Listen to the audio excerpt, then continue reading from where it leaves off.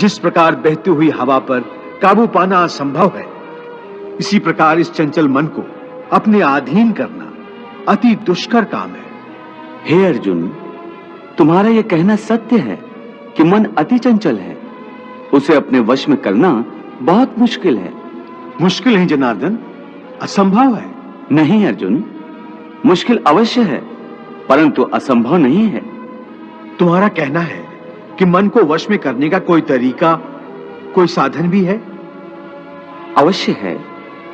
खंडी केवल मन है। उसके हाथों में मोह माया का जाल है, जिसे वो मनुष्य की कामनाओं पर डालता रहता है और उसे अपने वश में करता रहता है। अपनी खुशियों से भी मोह करता है और अपने दुखों से भी। खुशियों में खुशियों से भरे गीत गाता है, तो दुख में दुख भरे गीत गुनगुनाता है। अपने दुख में दूसरों को शामिल करके उसे खुशी होती है। किसी भी प्राणी को उसका मन जीवन के अंत तक अपने जाल से निकलने नहीं देता।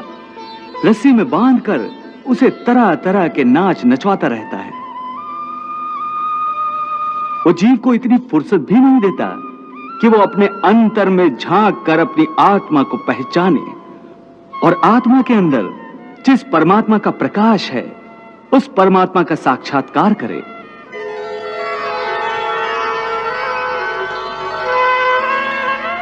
हे पार्थ, प्राणी के लिए आवश्यक है कि प्राणी अपने मन को काबू में करके अपने अंतर में झांक कर आत्मा को देखे। तब उस आत्मा के अंदर उसे परमात्मा का प्रकाश स्पष्ट दिखाई देगा। उसी को परमात्मा का साक्षात्कार कहते हैं। तुम तो कहते हो कि अपने अंतर में झांक कर आत्मा को और उस आत्मा में प्रकाशित परमात्मा को पहचानो, अर्थात आत्मा से अलग कोई और है जो आत्मा को पहचानेगा। ये किसको कह रहे हो कि आत्मा को पहचानो? कौन पहचानेगा अंतर की आत्मा को? तुम्हारा मन। मन? हाँ, तुम्हारा मन। परंतु तुम तो कहते हो कि मन माया के भ्रमजाल में फंसाकर प्राणी को बहुत नाच नचाता है, फिर वह आत्मा और परमात्मा की ओर क्यों ले जाएगा? तुमने ठीक प्रश्न किया अर्जुन। उसका उत्तर यह है कि जब तक तुम अपने आप को मन और विषयों के अधीन रहने दोगे, तब तक वो तुम्हें नाच नचाता रहेगा। हे पार्थ, मनुष्य का शरीर एक रथ की भांति है।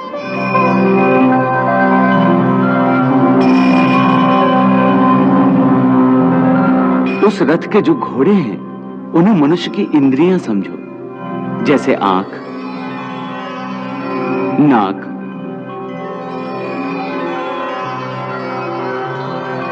कान, मुख, जीवा आदि। उन इंद्रियों को, घोड़ों को जो सारथी चलाता है, वो सारथी ही मन है। और उस रथ में बैठा हुआ जो उस रथ का स्वामी है, वही आत्मा है। मनुष्य की इंद्रियां अपने विषयों की ओर आकर्षित होती रहती हैं।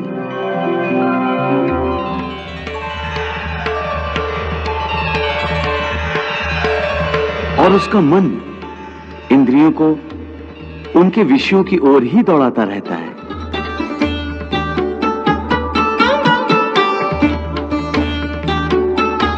यह तभी तक हो सकता है जब तक जीवात्मा अपने मन को अपने काबू में ना लाए।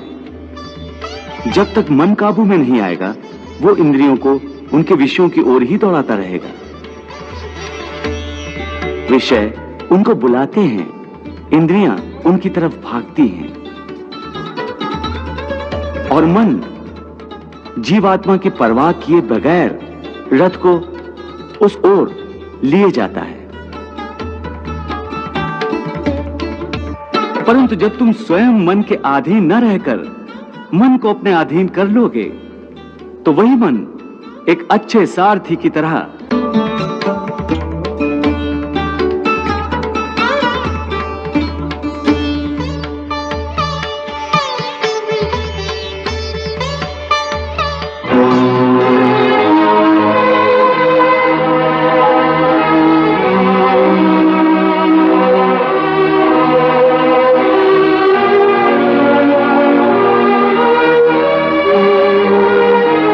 यदि मन तुम्हारा स्वामी है और तुम उसके अधीन हो, तो वो तुम्हें माया के बंधन में जकड़ता रहेगा। और जब तुम मन पर काबू पालोगे और उसके स्वामी हो जाओगे, तो वही मन तुम्हें मोक्ष के द्वार तक ले जाएगा। हे मधुसूदन, यह कहना तो बहुत आसान है कि तुम मन पर काबू पालो, मन के स्वामी बन जाओ, परंतु यही तो सबसे दुष्कर कार्य है। हे केशव, मन तो वायु की तरह चंचल है। जिस प्रकार बहती हुई हवा पर काबू पाना असंभव है, इसी प्रकार इस चंचल मन को अपने अधीन करना अति दुष्कर काम है। हे अर्जुन, तुम्हारा यह कहना सत्य है कि मन अति चंचल है।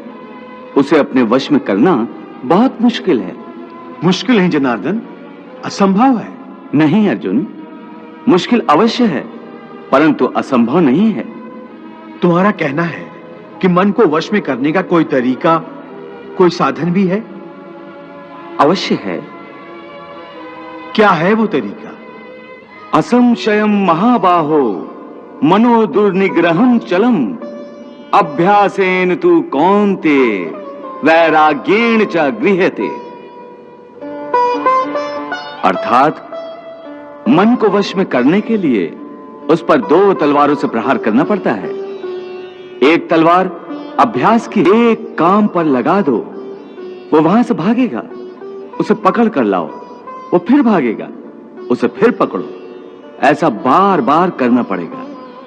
जैसे घोड़े का नवजात शिशु एक क्षण के लिए भी स्थिर नहीं रहता, क्षण क्षण में इधर उधर फुदकता रहता है।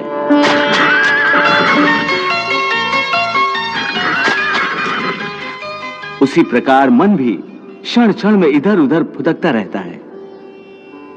एक चंचल घोड़े की तरह मन भी बड़ा चंचल होता है। फिर वही घोड़ा सवार के इशारे पर चलता है।